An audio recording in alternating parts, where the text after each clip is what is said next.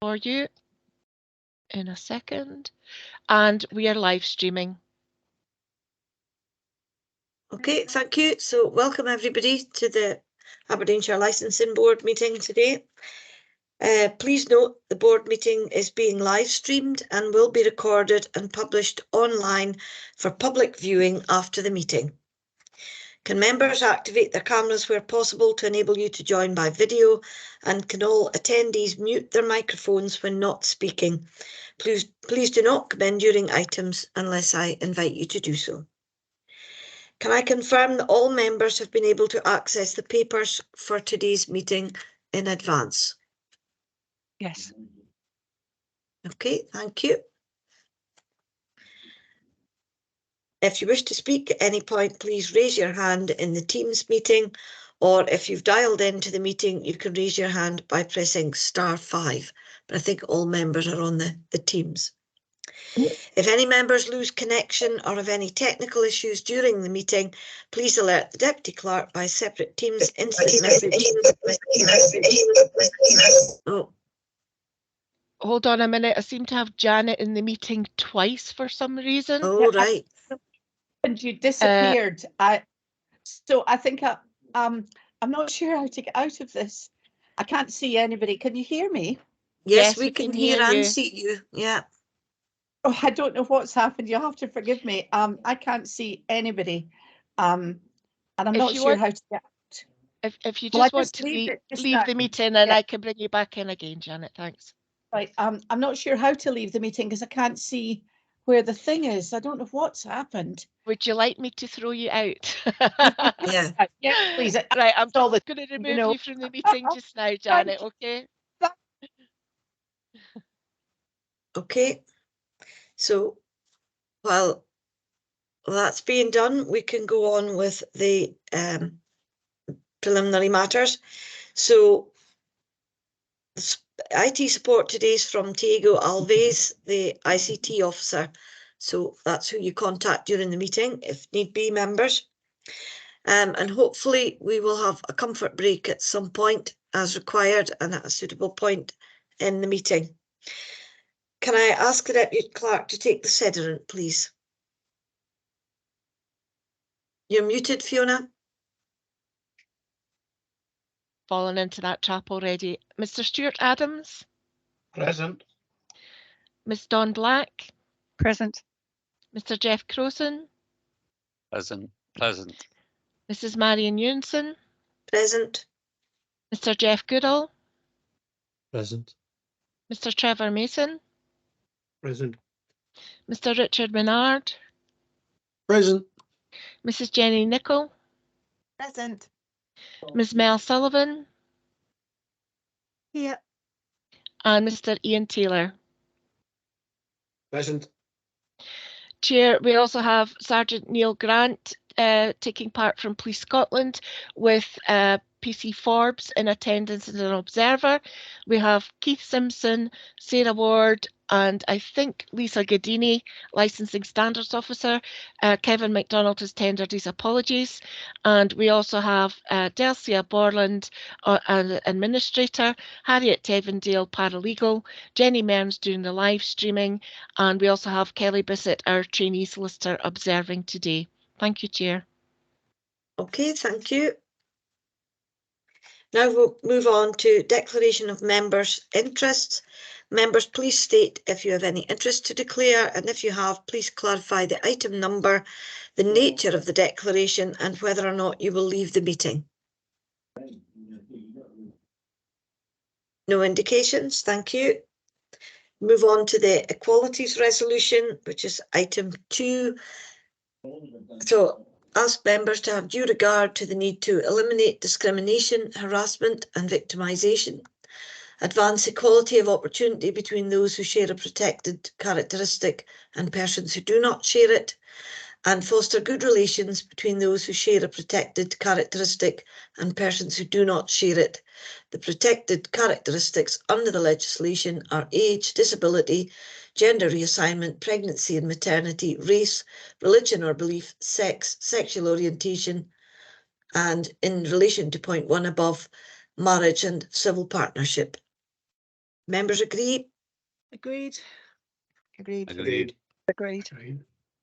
We'll then move on to item 3. We have 2 sets of minutes to approve today. So the first one is the 4th of October. The minute is for approval as a correct record only. So can we agree that is a correct record? Agreed. Agreed. Thank you.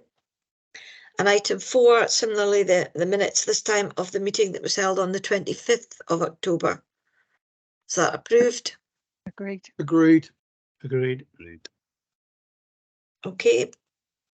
Right, we're now going to move to item 9. We have agreed to take that item up the agenda as the applicant's representative has an appointment which she needs to attend.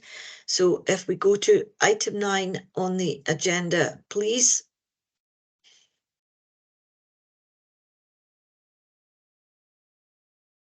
And I'll hand over to Fiona Stewart to take us through the item. Thank you, Chair. This item is before you because the applicant has been operating under repeated occasional licences, and the board's policy has that the clerk has delegated powers to grant occasional licences for unlicensed premises where it's for no detailed specific event up to a period of 3 months. Beyond that, such applications are not granted by the clerk and are deferred to the board for a hearing before determination. Applicants are expected to explain to the board why an application for a premises licence is not being made. In this case, following the issue of this report to the parties, a premises licence for Night Whisky has now been lodged with the licensing service.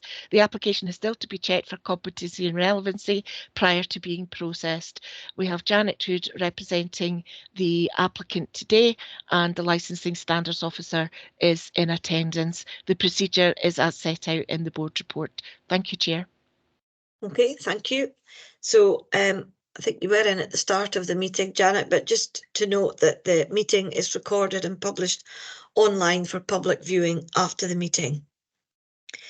So can I confirm that Janet Hood is present?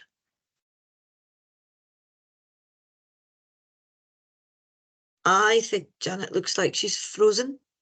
I think she does. Her phone is muted. Her voice is muted. Oops. I think that's it now. Thank you. I can hear you now. Yes. Thank you. And are you satisfied that you've received all of the relevant information, and do you feel able to participate in the determination of the application? Yes, I am. Thank you very much, convener. Can I confirm that Lisa Godini is present? Good morning. Yes, I'm present. And are you satisfied that you've received all of the relevant information and feel able to participate in the determination of the application? Yes. So in line with the guidance you've received in the public participant meeting protocol for licensing board hearings, please can you mute your microphones when not speaking if you're on phone, if that permits. Please do not speak unless I invite you to do so, and please do not interrupt the other speakers. If you do, you may be asked to leave the meeting. Once you've been asked to make concluding remarks, you're not entitled to speak again unless to answer a question from a board member. Once the board has made its decision, you will be asked to leave the meeting.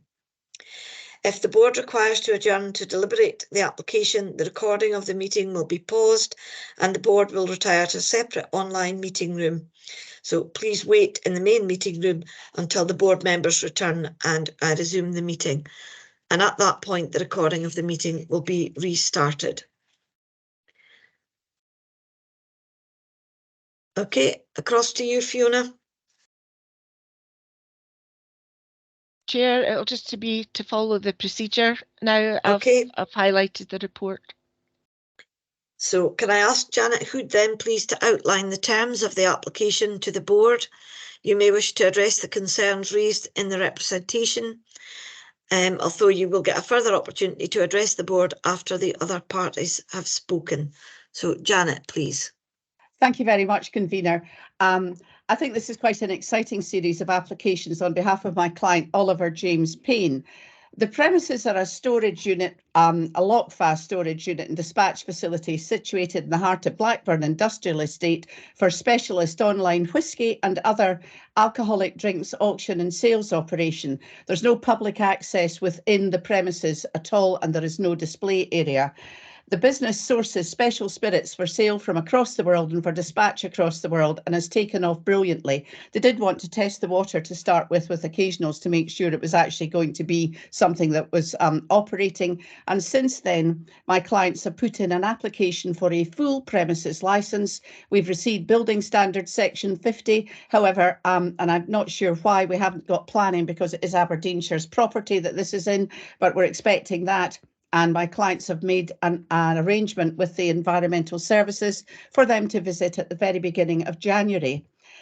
The premises license have been operating, the premises have been operating in a series of occasional licenses since the 6th of October. There have been no issues arising, there have been no complaints, there have been no objections from either the police or the licensing standards officers.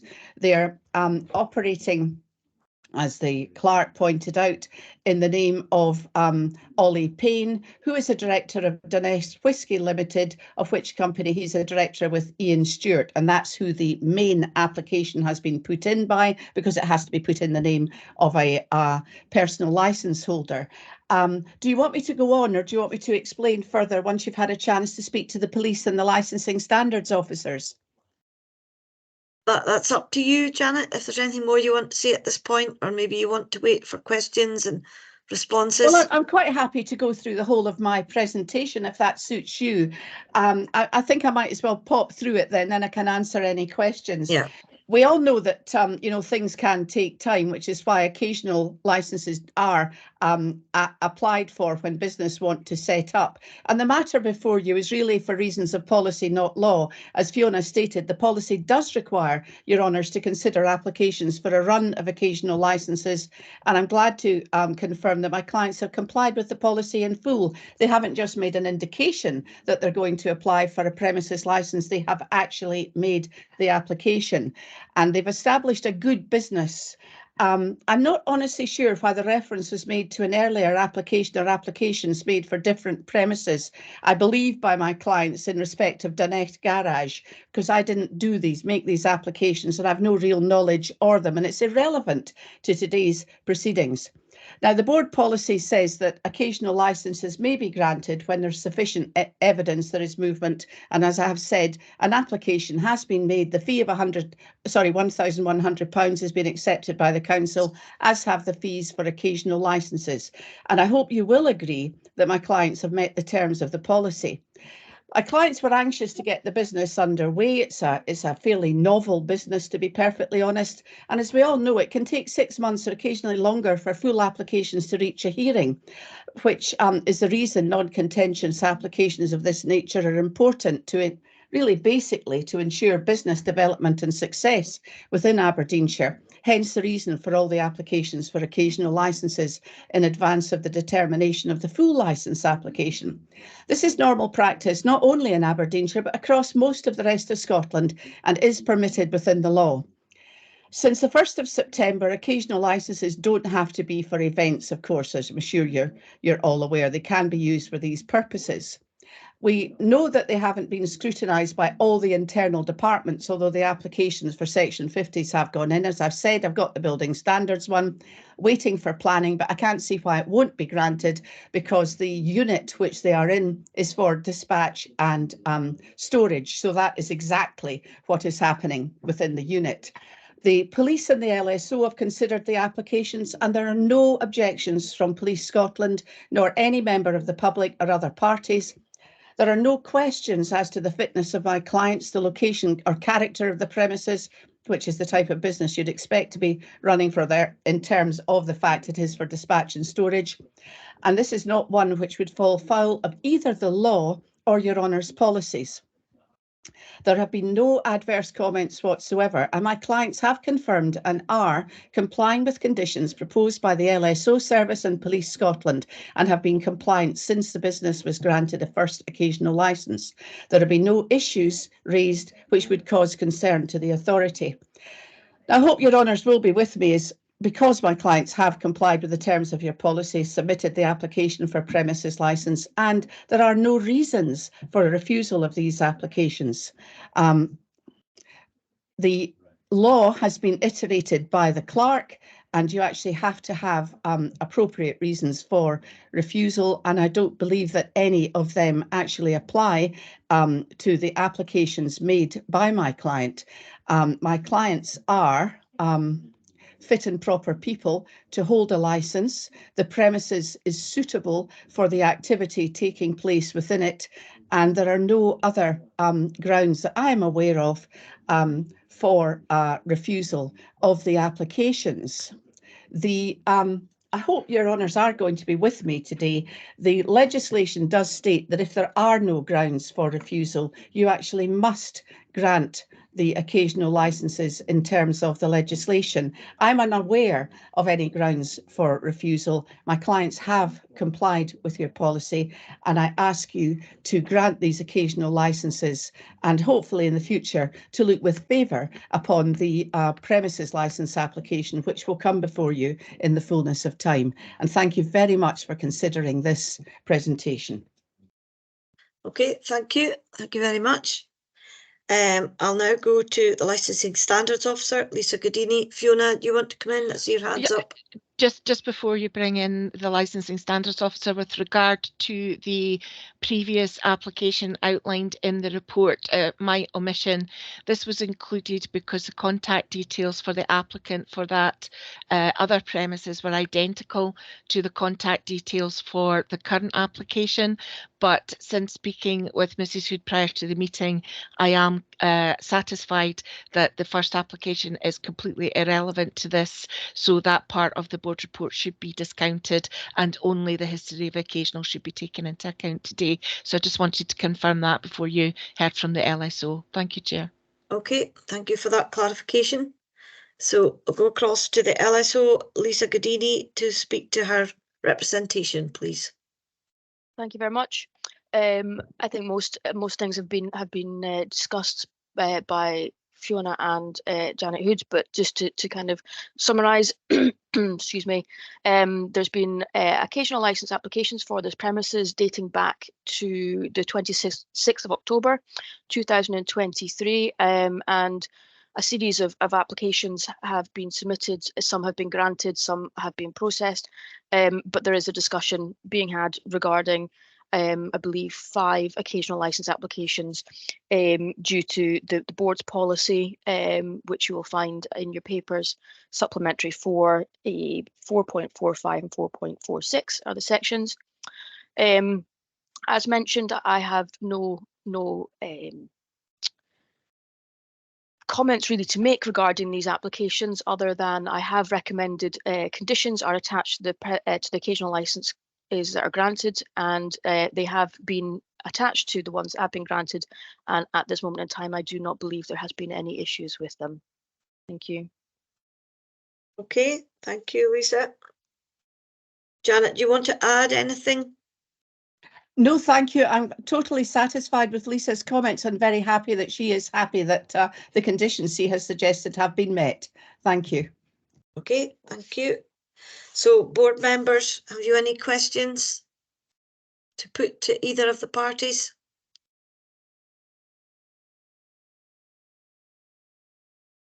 No.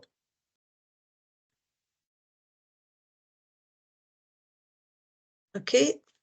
I might just ask Janet, the applicant, they have an application now in for a premises licence.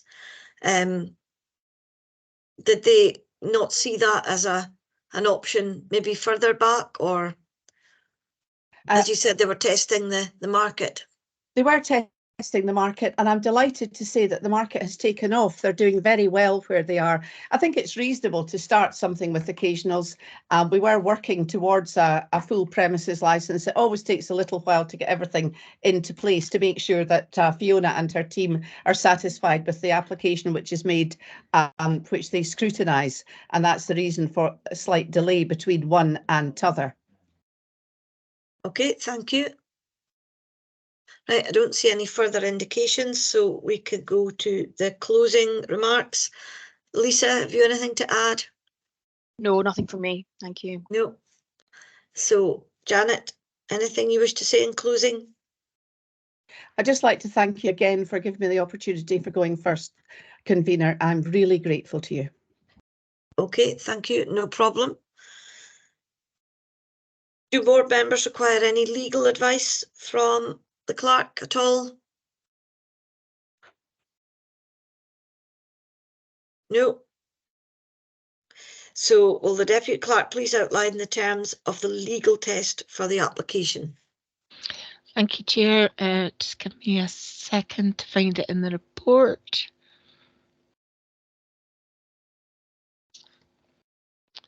So the legal test, excuse me, is that if the board has received a report from the LSO, notice of objection, then the board has to hold a hearing. If they find the legal test applies, they can refuse. If not, you must grant. The grounds for refusal are that the premises to which the application relates are excluded premises. I can advise this does not apply in this case, that the application must be refused under various sections of the Act. Again, that does not apply in this case. That the licensing board considers the granting of the application would be inconsistent with one or more of the licensing objectives, or that having regard to the nature of the activities proposed to be carried on in the premises to which the application relates, the location, character and condition of the premises and the persons likely to frequent the premises, the board considers the application premises are unsuitable for use of the sale of alcohol. So the parts of the legal test that you'll be considering the applications today would be under those two latter parts relating to the licensing objectives or having regard to the nature, location, persons likely to frequent the premises are considered to be unsuitable, and that you would apply that based on the information that you've had today. If you find any material that relates to those, you may refuse, but if you find that none of that applies, you must grant the occasionals. What I would say to you, Chair, is that if you are granting them, they should be granted subject to the conditions recommended by the police and the licensing standards officer. Thank you, Chair. Okay, thank you. So do members wish to retire to deliberate at all? No. In that case, it's open to debate. Does anybody have any further questions or comments at this point then? What are your thoughts? Ms. Black, please. Thank you. I'm very satisfied that the applicant has now put in has put in the application for the license, the permanent license, and I'm very grateful that they have done that. And that obviously it is being tested for competency at the moment, but we have moved forward, which is a positive step. So I would be willing to grant these occasionals while that is processed, and would seek a seconder. Okay, thank you. That's a motion then from Ms. Black. Is Mr. Adams, are you seconding? Yes, I would have pleasure in seconding this. I feel sufficiently assured that the terms are met and the confidence that a full application is put in, and wish the business all the best going forward. Thank you. Okay, thank you. Is there a contrary view, members? No, I would also support that motion. Obviously, I'll go to the Deputy Clerk to just read out the terms of the motion. But if you go to the recommendations, obviously there's conditions there, and you can see those in the papers. Fiona, can you just go over the terms of the motion?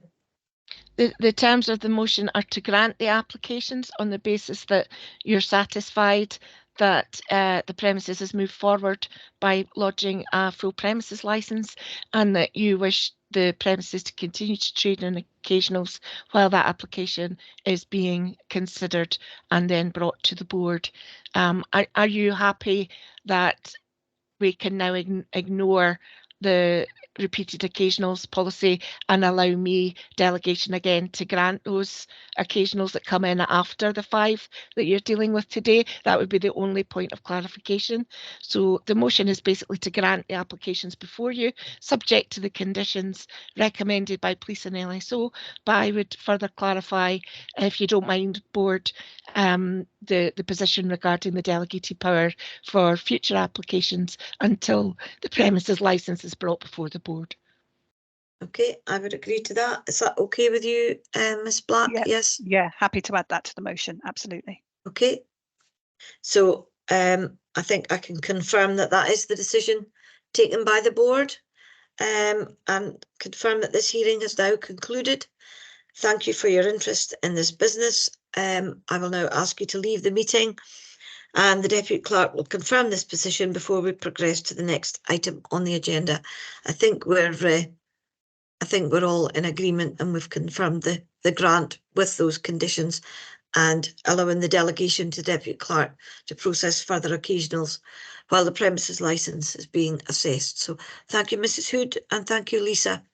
Thank you very much, Convener, attending. Your Honours. Thank you very much, Convener, Your Honours, and Merry Christmas to you all. I hope you have a Okay. lovely time over the festive season. Bye. Okay, thank you. Right, are we okay now to go back to item 5? Chair, I can confirm Mrs. Hood has left the meeting. Okay. Now, these are applications for premises or provisional premises licenses which are non-contentious, and the officer who's going to take us through that today is Harriet Tavendale.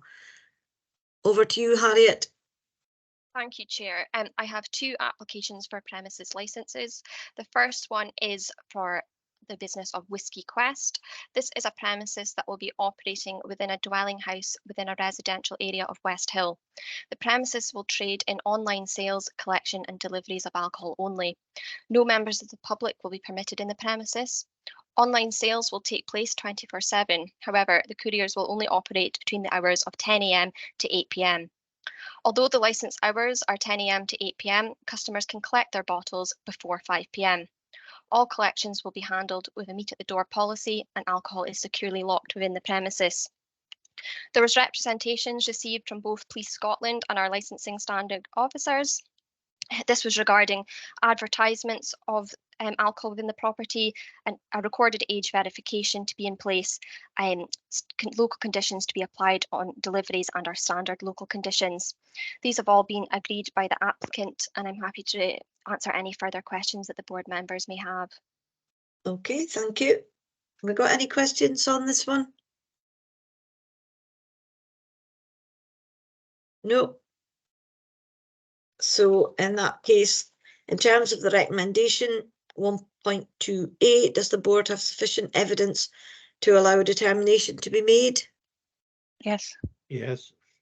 So then looking at recommendation 1.2b, having determined there's sufficient evidence, should the application be granted or refused? Grant. We all agreed? Grant. Grant. Okay, that application is granted. So Harriet, if you take us to the second one now. Thank you, Chair. The second one is for a whiskey auction house. This is a premises that will be operating in a business centre within the commercial/rural area of Peterhead. The premises will trade in online sales, collection and delivery of alcohol only, and no members of the public will be permitted within the premises.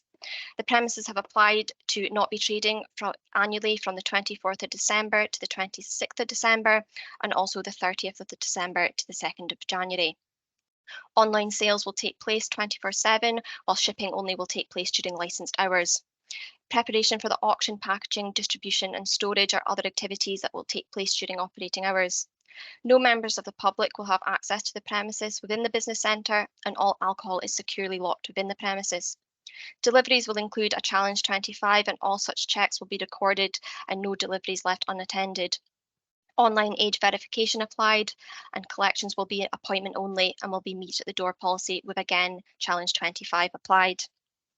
There's representations from both Police Scotland and our licensing standard officer regarding advertisements and age verification policy deliveries along with standard conditions. Our planning service also made comment regarding the current use class, but confirmed that due to the low measurements of the floor area, there's no change of use is required. I would draw the members' attention to the fact that this application is not subject to our over provision policy, as it was processed and received prior to the 1st of November this year. All conditions have been agreed by the applicant, and I'm happy to receive any questions. Okay, thank you, Harriet. No questions? Okay, everybody's quite clear by what Harriet means when she says it's not subject to the over provision policy. Yeah. Okay, so no questions. So in terms of the recommendations at 1.2a, does the board have sufficient evidence to allow a determination to be made? Yes. And in terms of the recommendation 1.2b, having determined there's sufficient evidence, should the application be granted or refused?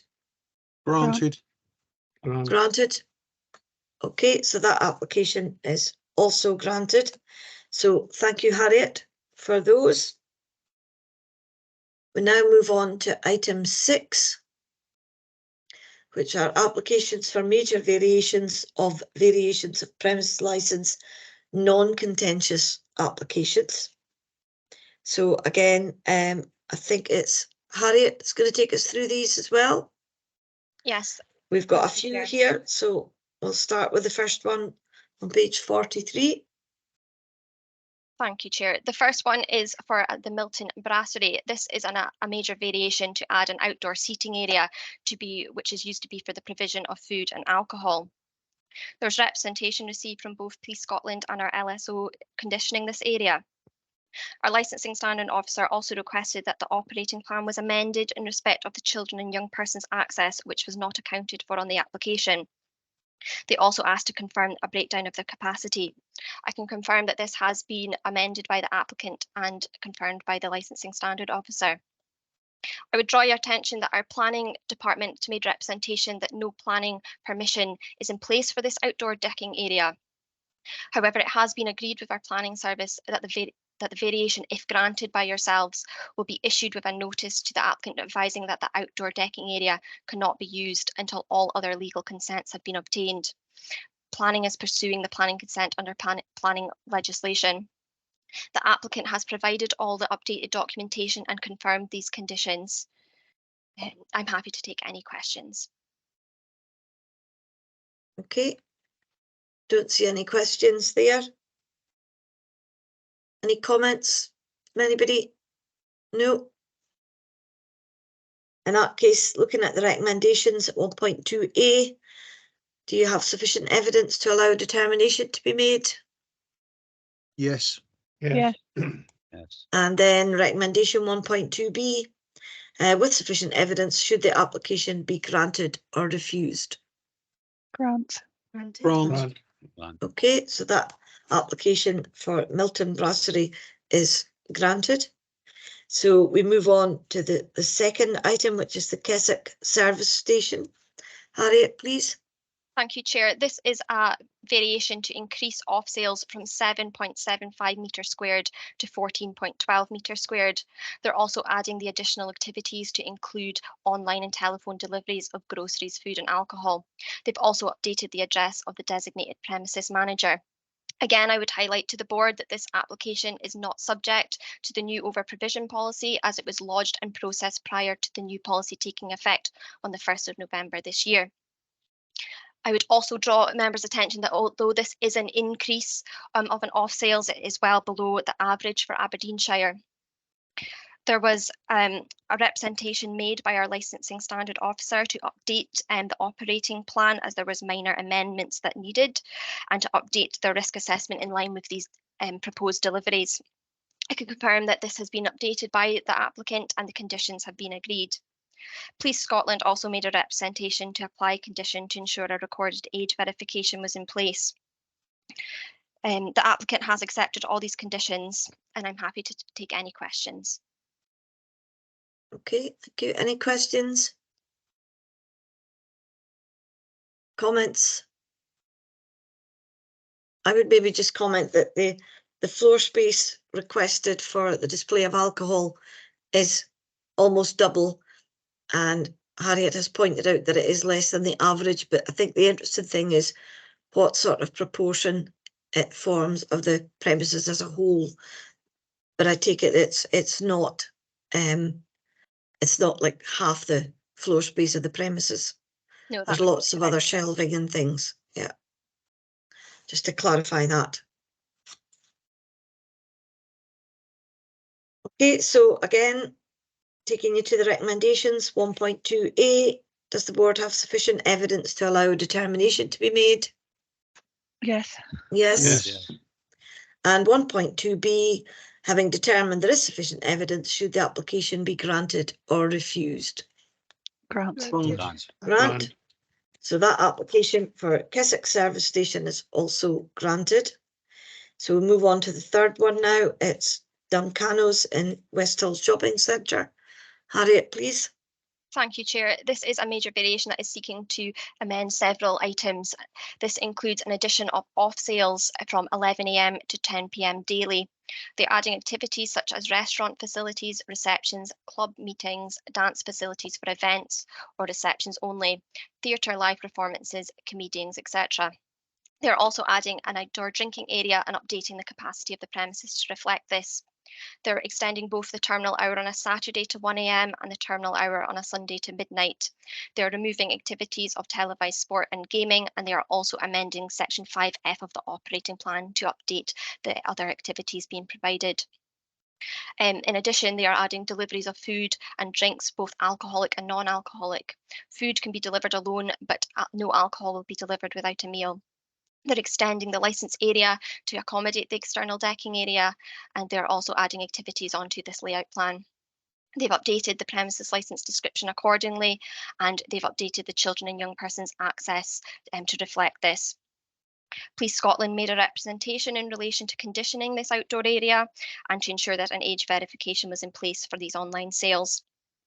Our licensing standard officer also added a representation to add local conditions to licence, which all have been agreed by the applicant. I would make you aware that both our Environmental Health Department and Planning highlighted that conditions should be placed upon this licence that were part of the planning permission, such as the outdoor area will only operate between the hours of 8 AM and 9 PM Monday to Saturday and 8 AM to 8 PM Sunday. This has all been agreed with the applicant. I'm happy to receive any questions, Chair. Okay, thank you. Any questions, members? No. I think that's a sign that all the information is well and truly in the report. So does the board feel they've got sufficient evidence to allow a determination to be made? Yes. Yes. And under recommendation 1.2b, having determined there's sufficient evidence, should the application be granted or refused? Granted with the conditions. Yeah. Okay, granted with the conditions which are added.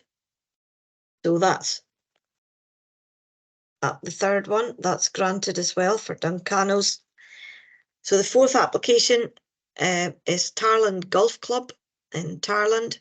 So over to you again, Harriet, please. Thank you, Chair. This is a major variation to increase the terminal hour on a Saturday and a Friday from the hours of 10:30 to midnight. They're also adding an addition of recorded music as an activity, and they're updating the activities in Section 5F of the operating plan to reflect food theme nights, darts and quiz nights. They're also removing their seasonal variations to allow them to trade all year round. The only representation received was from our licensing standard officer, and this was to apply the standard local conditions. The applicant has agreed all conditions, and I'm happy to receive any questions. Okay. I don't see any hands up for questions.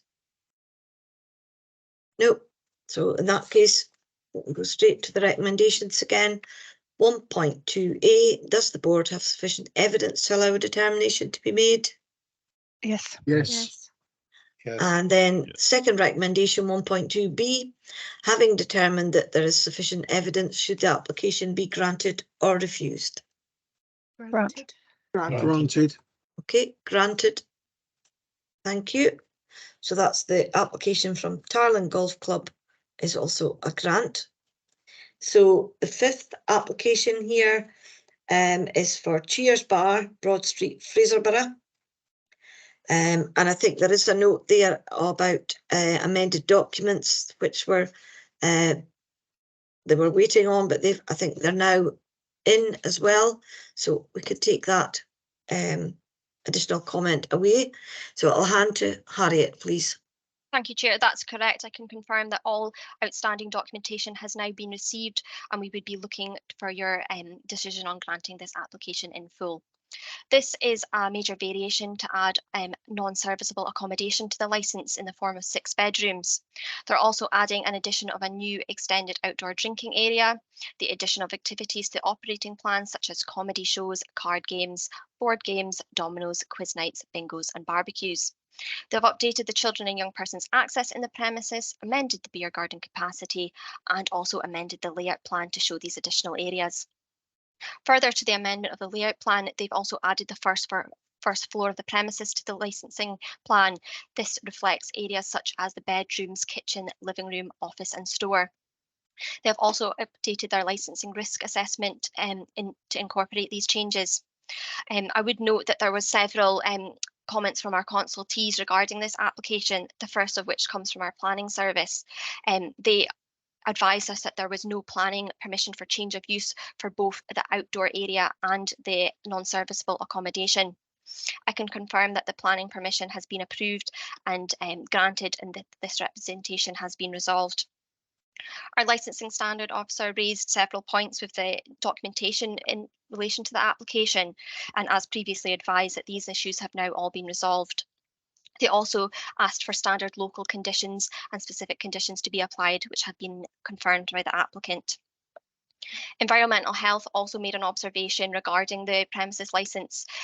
Due to the potential for detrimental impact on neighbouring noise sensitive properties, they've requested that the following conditions are placed on the licence and consent. Amplified noise music from the premises shall be inaudible inside any sensitive receptors and at the site boundary between the hours of 11 PM and 1 AM.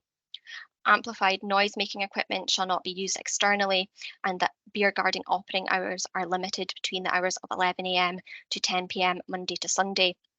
The last of our representations was from our Building Standards Department, where they advised that the building warrant had not been issued a completion certificate for the outdoor area. I confirm that these issues have been rectified with Building Standards directly, and their representation has now been removed. They were happy with the fact that the works have been completed that form the area of the licence, and the works that have not been completed do not form this licence application. The applicant has accepted all these conditions and worked with each of us and the representations to be resolved. And like I previously stated, that we'd be looking for a decision to grant this premises licence variation in full. I'm happy to receive any questions, Chair. Okay, thank you. There's a lot of detail in that report, lots of issues raised and addressed. No questions or comments from anybody?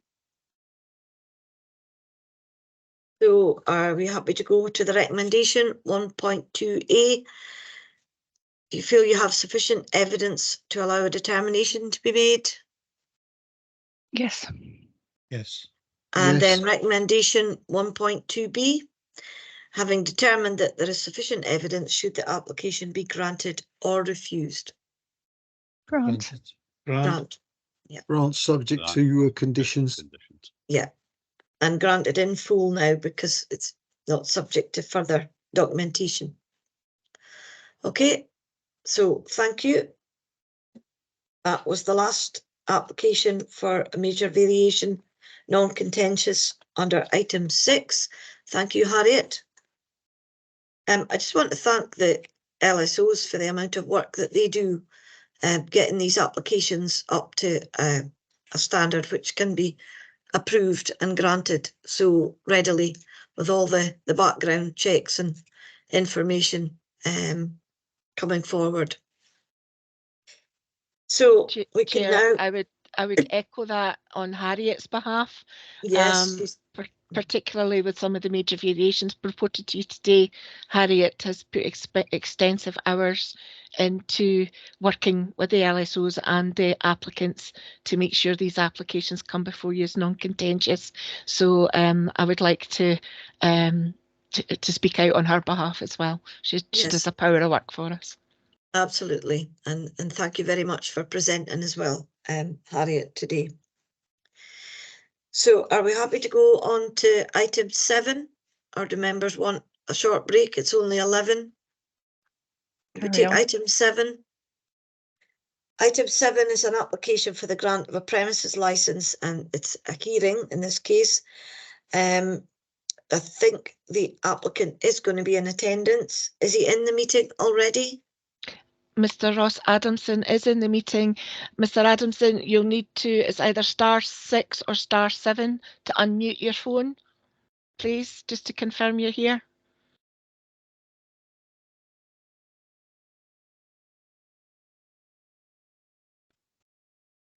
Can you hear us, Mr. Adamson? Unmute. I'm Ross Adamson and I am present. Thank you. Thank you. Gotcha. So just please note that the board I'm not meeting... sure you got that. I just got the notification that I'm no longer muted, but yes, I'm got you. And I'm present. Please note that the board meeting will be recorded and published online for public viewing after the meeting. And I will just ask the Deputy Clerk to confirm the procedure for the hearing. Thank you, Chair. This application is before you today for the grant of a premises licence for farm to table at Lawrencekirk. The only reason for the application being before the board today is that the Lockfast store for alcohol is not located within the premises that is to be licensed. It falls out with the licensed area as shown on the plan within your papers. This is therefore contrary to the board's policy, which requires Lockfast stores to be located within the premises that are to be licensed, as highlighted in the representation lodged by the Licensing Standards Officer. The board must determine whether there is sufficient material to justify granting a departure to policy in this case, or whether the Lockfast store must be located within the premises in granting the application. Everything else in respect of the application falls within policy, and conditions have been agreed with the applicant, save the local condition relating to the Lockfast store because of the need for today's hearing. The procedure is as set out in the report: to hear from the applicant, to hear from the LSO. The applicant will be given a chance to respond, questions, summing up, and at which point no new evidence can be led, debate and decision. Thank you, Chair. Okay, thank you. So we have confirmed that the applicant Ross Adamson is present. Can I just confirm that Keith Simpson, the LSO, is present? Yes, good morning. I'm present. Okay, good morning, Keith. So in line with the guidance that you've received to the public participant meeting protocol for licensing board hearings, please can you mute your microphones when not speaking if your phone permits this. Please do not speak unless I invite you to do so, and please do not interrupt the other speakers. If you do, you may be asked to leave the meeting. Once you've been asked to make concluding remarks, you're not entitled to speak again unless to answer a question from a board member. Once the board has made its decision, you will be asked to leave the meeting. If the board requires to adjourn to deliberate the application, the recording of the meeting will be paused and the board will retire to a separate online meeting room. Please wait in the main meeting room until the board members return and I resume the meeting. At that point, the recording of the meeting will be restarted.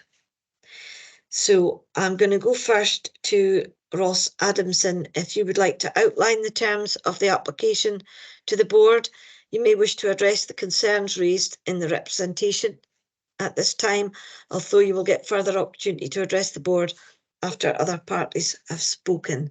So, Mr. Adamson, would you like to outline the terms of your application for us now, please?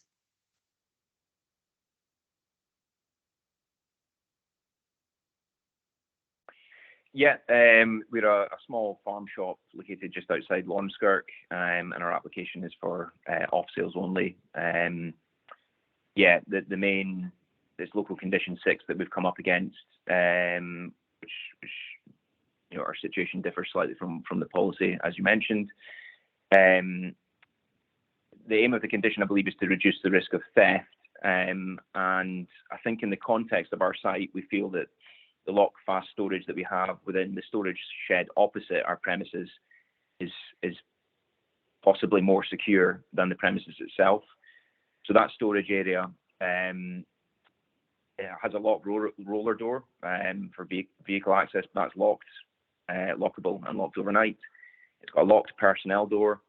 There's CCTV covering the frontage of the storage area. There's no other windows in the building. There's no public access during the day. There just would be farm workers using that space. And within that lockable space, we have a lockable storage unit, which holds other stock as well. You know, it's not just the alcohol that we're talking about here. We have lots of other excess stock due to space limitations within the shop itself, held within this building, which is opposite the farm shop premises.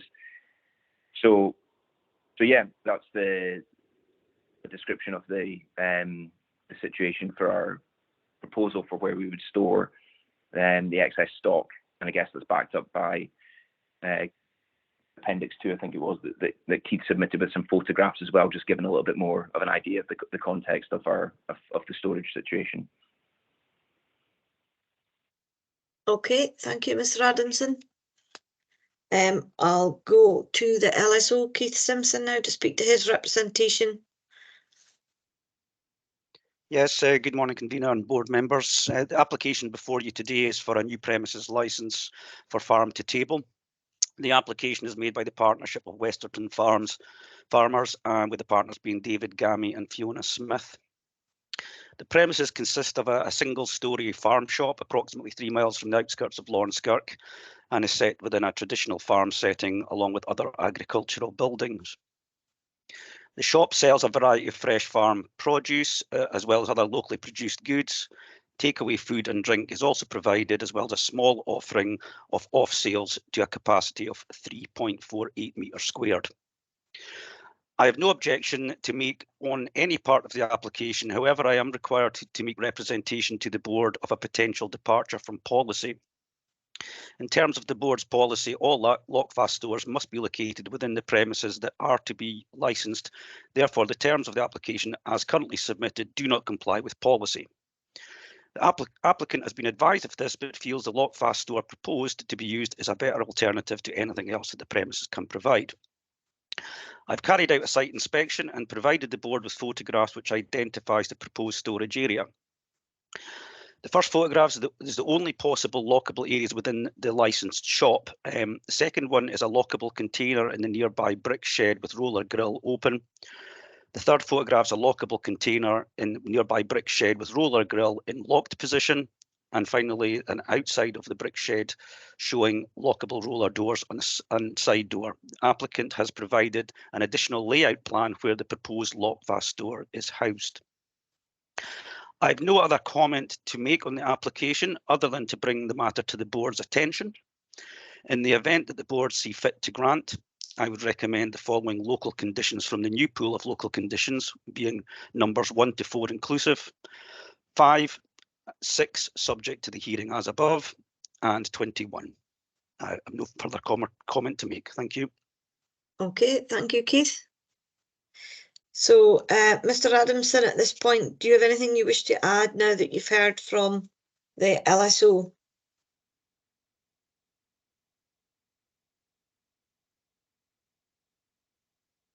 I don't. You there? No. Oh, you're there. Yeah. Nothing you want to add at this point?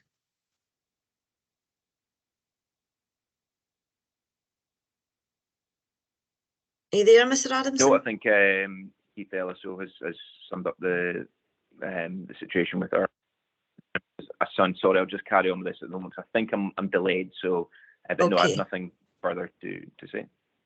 Okay, thank you. So I can now invite board members to ask questions of either party. Ms. Black, please. Thank you. I wonder if I could ask a question of the applicant. From the plans, it looks like the where you have the container is immediately adjacent, that shed is immediately adjacent to your shop. Can I ask what distance it is from the shop to the shed, and then also what kind of locks you have on both the shed and the container, please? It's for you, Mr. Adamson. Yeah, so it's probably, I don't have a measurement for the distance, but it's maybe 25 to 30 feet or so from the front of the shop entrance round to the personnel door of the store where we're proposing to keep the alcohol stock. The locks on the door, so the roller door, once it's rolled down, it's an electronic roller door. The old door was damaged in storms, so it's just been recently replaced. So it electronically locks, and then there's actually a manual chain lock as well that goes on it to manually or mechanically lock it as well. And the personnel door, it has a Yale lock at the moment. Obviously, if that was something that would be required to be improved, then we could definitely do that. And as I say, there's no windows or other access into the building at all. Thank you. Okay. Mrs. Nichol, please. Sorry, sticky buttons with me. Thank you, Chair. And I also have a question for the applicant. Mr. Adamson, I wondered, where is your stock going to be delivered to? Is the alcohol going to be delivered to the shop or into the store?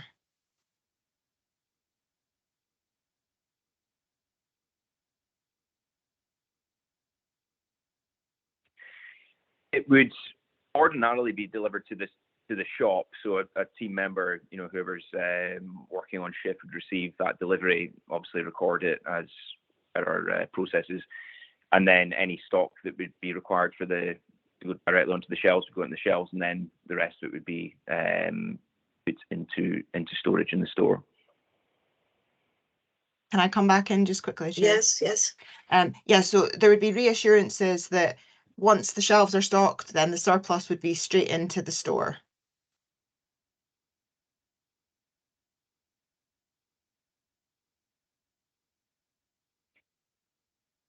Yes, we would definitely do that. I mean, we're a bit limited for space. We try to, for any deliveries that come, minimise anything sitting on the shop floor, just from the way that looks to customers from a safety point of view. But obviously the stock value, certainly with alcohol, we don't want that sitting loose longer than it needs to be. So be received, stock on the shop front would be replenished, and then any excess stock would be stored immediately.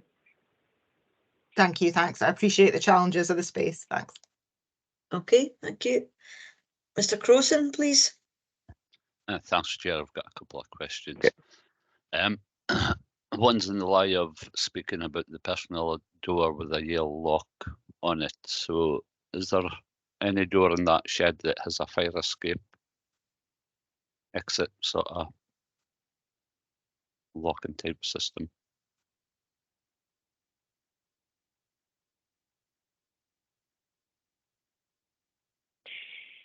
Not currently, no. The personnel door is the only way in and out, and then obviously the roller door is for vehicle access. Can obviously be opened and closed, but when it's closed, it's an electronic mechanism that would open that. There is a manual chain which can be locked as well and used to open the door manually. But yeah, there's no separate entrance or exit to the building or any other fire exit at all currently. Okay, that's fine, thanks. And also, could you give me as detailed a description as possible of the type of people that would be using that shed, also including people that would be using that shed that wouldn't be for the purpose of getting the alcohol?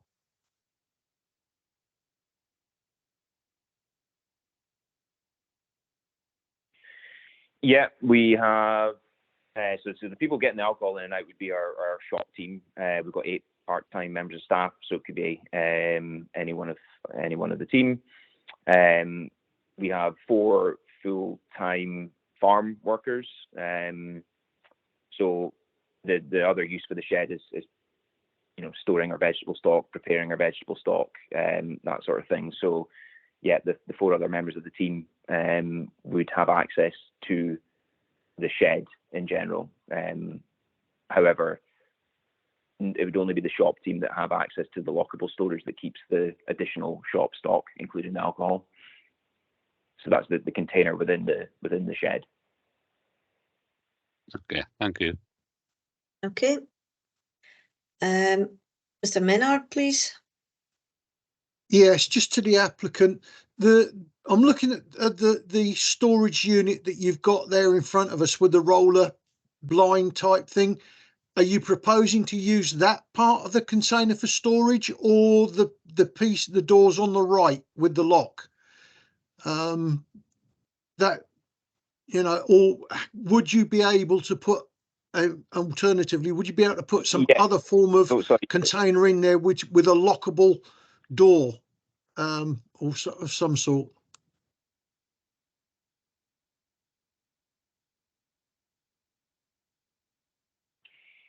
Yeah, so it would be the section on the left that the LSO Keith has taken a photograph of with the roller door down.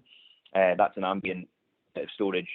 The unit is basically an old supermarket delivery van, so the other sections are refrigerated. But at the bottom, as you can see in the photograph, there's actually a kind of a strong bar that goes across the bottom, and that is what is locked by padlock at the bottom of that door. So that door is lockable when it's in that closed position. Okay, thank you. Okay, are there any further questions?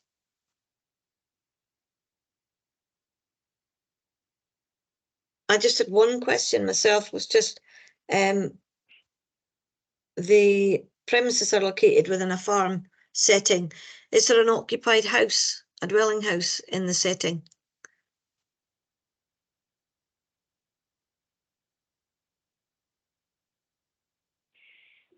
Not anymore, no. The farmhouse is not occupied.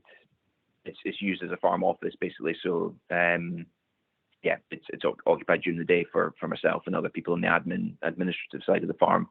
But there's nobody living in the house at the moment. Okay, thank you. Mr. Mason, please. Yes, is the building alarmed at all? I know how secure these roller doors are. They're pretty good, but is the building alarmed at all for any break-in?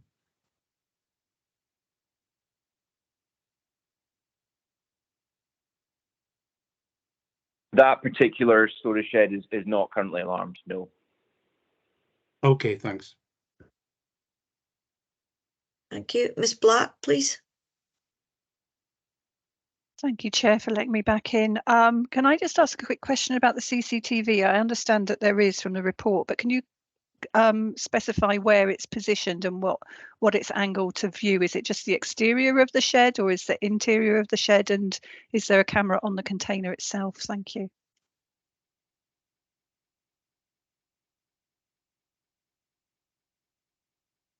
Yeah, it's just the exterior. So the camera is positioned on a building opposite the storage shed and shop, and covers the personnel door and the big roller door for vehicle access. There are no cameras inside the store or on the lockable unit itself as it stands. Okay, thank you. Mr. Menard, please. Yeah, just a follow-up to my last question. Would it be possible to put a different form of lockable container unit within that building, more secure possibly,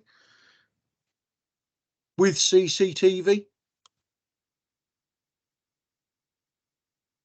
Yes. So yeah, so like I say, in the shop premises itself, spaces are challenged. However, in that store, part of the reason we keep other stock in there as well is that this isn't a challenge. That's the particular unit we use at the moment, mainly because up until now it's been the refrigerated side of it plus some other ambient stock kept in that unit, so it's been fine for that purpose. But yeah, if there was a more appropriate storage container that we'd like to see put in place, then we can do that. Yeah, and CCTV as well. the network can be added to, so it's not too much of a problem to add CCTV coverage within the shed or of the storage unit for alcohol. Okay, thank you. Ms. Sullivan, please.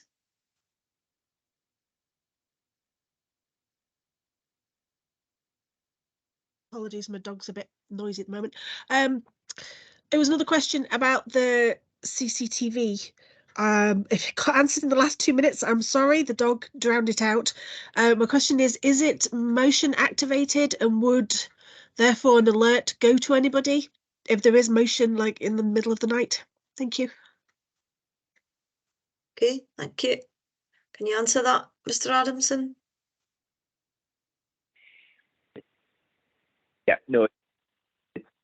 Yep, it's not a motion activated system. It just is permanently recording all the time. Myself and the farm owners, David and Fiona, have access to a phone app, to access any of the cameras at any given point, but there's no motion sensor technology within the cameras that we use at the moment. Okay, does that answer your question? It does. I have a follow-up question though, if that's okay. Okay, that's okay.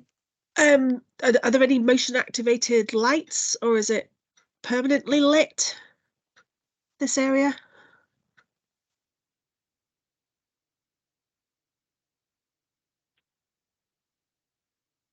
The lights are not motion activated, so it's a traditional switch on and off job. So at the moment they remain off overnight, and they're on when we're using the space for the preparation of vegetables and other stock, and then obviously the team coming in and out to get stock as well. Yeah, the lights. I was meaning more outside the motion unit, not activated either. inside. Right. Okay. Thank you. Did you catch that, Mr. Adamson? The member was asking more about yes, outside lights. The unit. Yeah.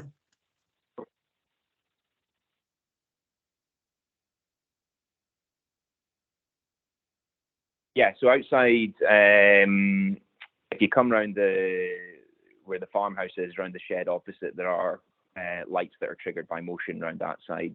There's a light that's permanently on the side of the farm shop. So it's just on all the time. It's a day to night, night to day sensor that's on that one.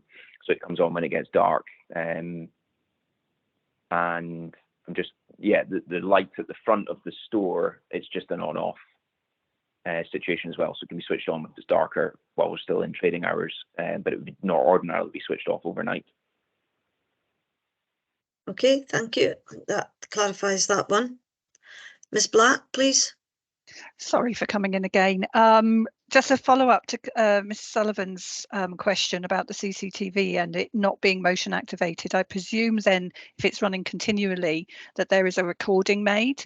So my question would be, how long is it recording for before it starts to record over itself, if that makes sense? So obviously if it can be reviewed after the fact, should anything occur?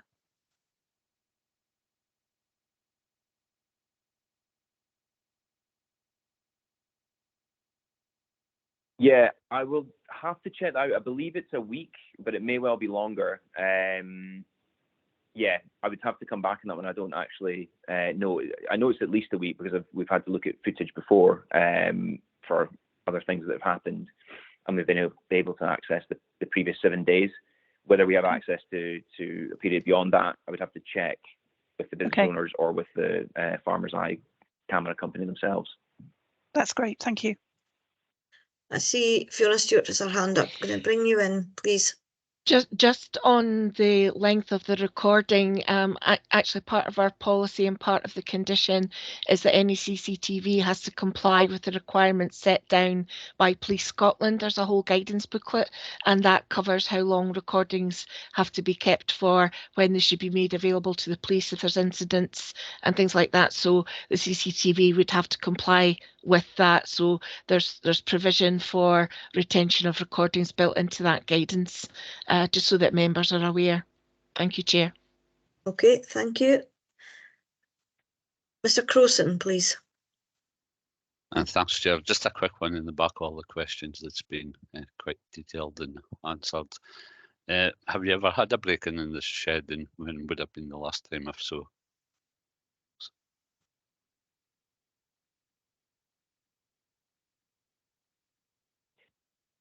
No, there's never been a break-in into this shed.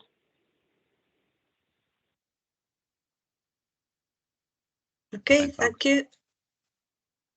Right, we've got Mr. Goodall, please. Thank you, Chair. Just for clarification, and it's not a question actually for the applicant, it's perhaps for Fiona or legal. As far as I don't see an awful lot on security as far as officers' comments are concerned, and I was wondering to what degree we should be taking these comments and this investigation into security. What in broad terms should we be looking at? If I can come in, Chair, the whole point of the condition is to do with the prevention of crime and disorder licensing objectives, and was brought in because there was a series of break-ins into off-sale premises over several years, and it was alcohol that was stolen each time. So that's why it was brought in. So I think the questions regarding security, how secure is the store, given it's in a separate location to the premises, are pertinent, and it ties into the prevention of crime and disorder licensing objective.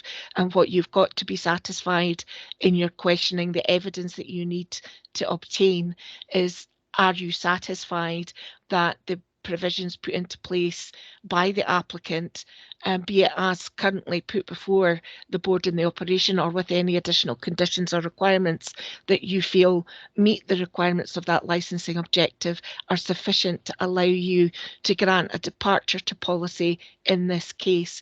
If you're not satisfied, then storage must be provided within the area that is to be licensed. Thank you for that clarification. Okay, thank you. Mr. Menard, please. Yes, just one quick more for the applicant. You say that you use that storage area for preparation of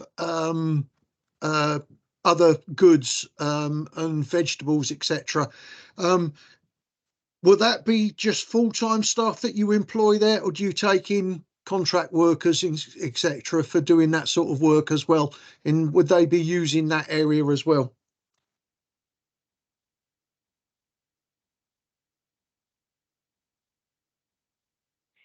Yeah, it's just our full-time staff. You know, the scale of what we're doing in terms of our veg prep and things like that, we don't have squads of people coming in to do any of that prep work at all. It's all covered by the full-time team members. Okay. Thank you. Thank you. I don't see any further indications for questions. So we'll go to closing remarks. So Keith Simpson first, please. No, nothing further to add, Chair. Okay, thank you. So Mr. Adamson, do you wish to say anything in closing? But again, just note that you can't add anything new at this stage.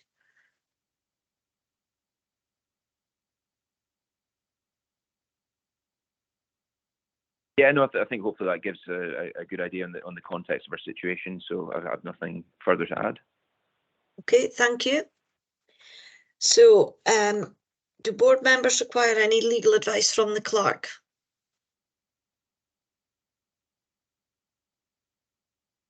No. So could the Deputy Clerk please outline the terms of the legal test for the application? I think you've kind of gone over that already, but just to... Yeah, in terms of the legal test as to whether the application should be granted or refused, there's nothing before you today that would justify refusal of the application. The only outstanding question is, do you have sufficient information before you to allow you to be satisfied that in light of the prevention of crime licensing objective, there's sufficient merit to justify a departure to policy in this case to have the lockfast door located out with the licensed premises, or are you not so satisfied and wish, in line with the policy, to have the lockfast store located within the area that is to be licensed? That's the only issue that the board has to determine. Otherwise, there's no reason to refuse. It would be to grant the application subject to the recommendations plus any other conditions that you deem appropriate, depending on the decision that you make regarding the lockfast door. Okay, thank you. Is that clear for everybody? Right, so do members wish to retire to deliberate? No. I would like to deliberate. You would like to? Yeah. Okay. Anybody else have a view? Mr. Crowson, please. Can I just double check that we still have the opportunity to deliberate here and without going into? Yes. Yeah. Okay, thank you. So anyone else feel we need to go into a separate meeting to deliberate, get well, not to deliberate, it would be to get any legal advice?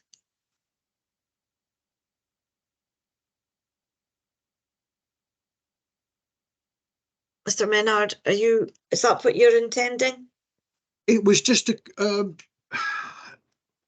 yes, because what I would like to see, I'm going to just put it out there.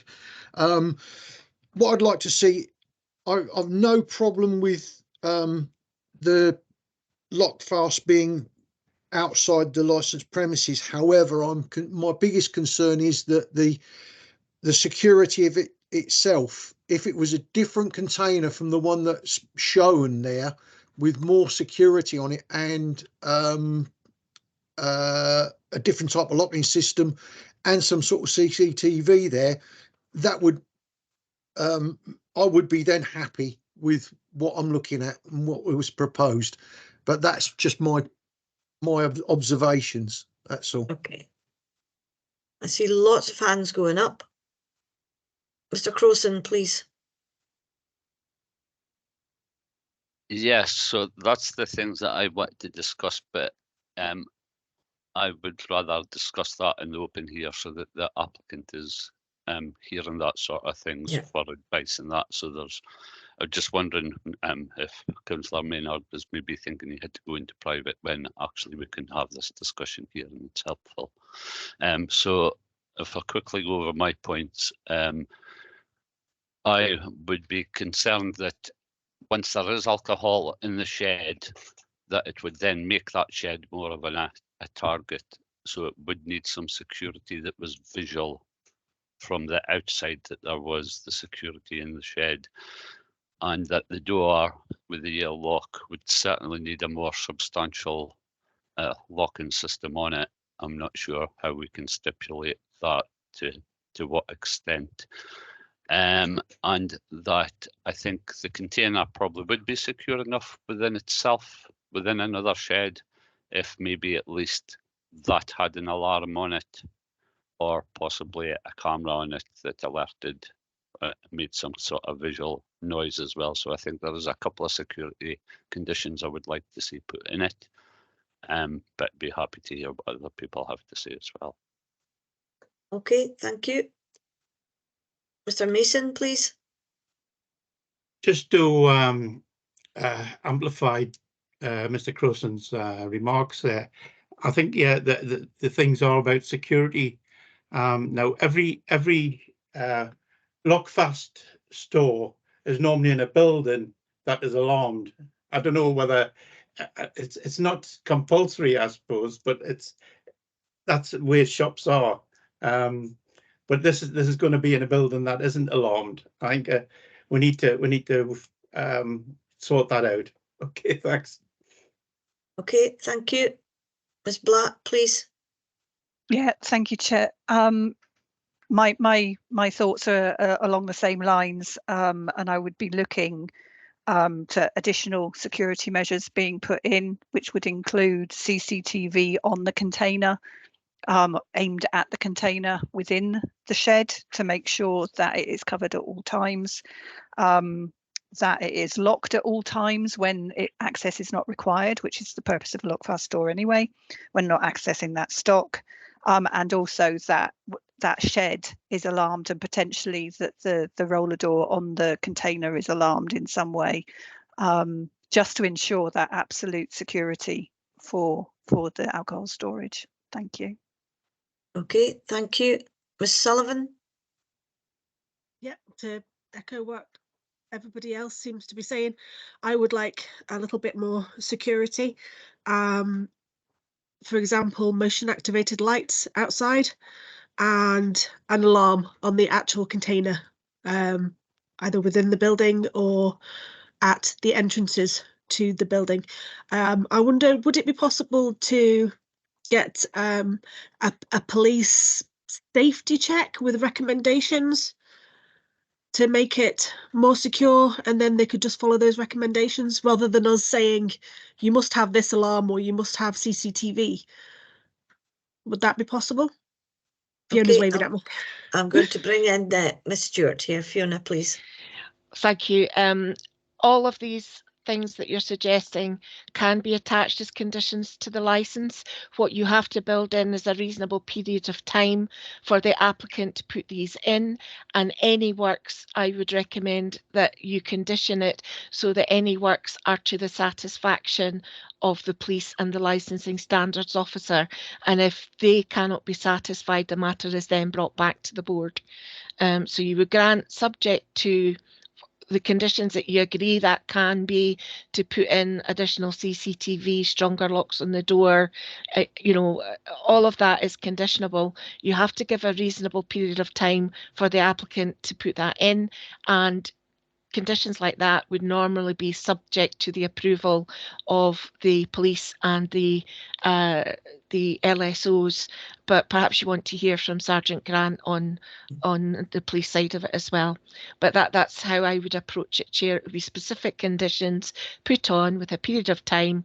That way the licensing standards officers can check up on those conditions. Failure to comply leads to the application being brought back to the committee, but anything that is put in, you don't make it so specific that the applicant has no leeway. It's subject to that work being satisfactory to the police and the LSO in terms of the licensing objective of prevention of crime and disorder. That's how the board should approach the decision in light of the discussion that I'm hearing at the moment. Thank you, Chair. Okay, thank you. Can I just clarify? Could I clarify something first, please, Mel? We couldn't just simply say additional security measures. They'd have to be exactly specific. What I was going to ask. Oh. Yes, you can. So we could just say with additional security measures to the satisfaction of the LSO and the police. Yes. Okay, thank you. Do you want to come in on that, Sergeant Grant, since you're here, before I go to the other questions?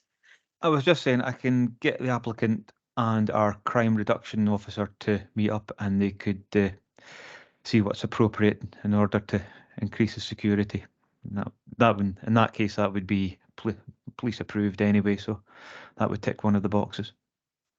Okay, thank you. That's helpful. Mr. Menard, please. Yeah, okay. I'm listening to what everybody's saying there, and in agreement. However, like I say, the actual container itself is one of my issues. The roller door that's actually on it and the security of that. I would like to see a different type of container, storage container for that, for those materials, for that alcohol to be stored in. And then I would be entirely happy with what I'm looking at. Those rollers, from my experience, aren't that secure. I would prefer something a little bit stronger and a little bit more sturdy. Let's put it that way. Thank you. Okay, thank you. Mr. Taylor, please. Yes, thank you, convener. While I appreciate that, and rightly so, the security issue is being discussed and highlighted here, I take a slightly different view in the sense that outside, the applicant has already commented about night to day lights. There are already CCTV cameras around the outside of the building. And that those inside the shed are likely to be 4 full-time farm workers and 8 part-time shop teams. Now, I appreciate some of the other security cameras, and I like particularly the comment from Sergeant Grant about the assessment between the applicant and the police and the crime reduction unit. And if they think there's something further, I'm happy to go with that, but my personal view is that there is sufficient security measures already in place at this particular stage. Thank you. Okay, thank you. Mr. Goodall, please. Mr. Taylor has basically said what I was going to say. I live in the middle of nowhere, and I fully appreciate the security of living in the middle of nowhere. All of these things are very useful and very effective in a town, but they're not effective if you're in a farm. By the time the police react or you react, they've gone. I'm also concerned about the fact that this is a small farm shop, and we could be asking them to develop a security system that basically obliviates their profit. They're not going to. This isn't a warehouse. This isn't £50,000 worth of alcohol being stored in here. It's small amounts of alcohol, and if we increase the amount of security to the degree we seem to be talking about, it doesn't make it worthwhile for the applicant. I think we should leave this to the sergeant. Sergeant Grant should have a look at the premises, and as Mr. Taylor says, if there's something, as if there's a comment from the police to increase security, that should be done between the police and the applicant. Thank you. Okay, thank you. That was kind of along the lines, that we could just put in as a condition to have an assessment done by the crime reduction officer from the police. Mr. Crowson, please.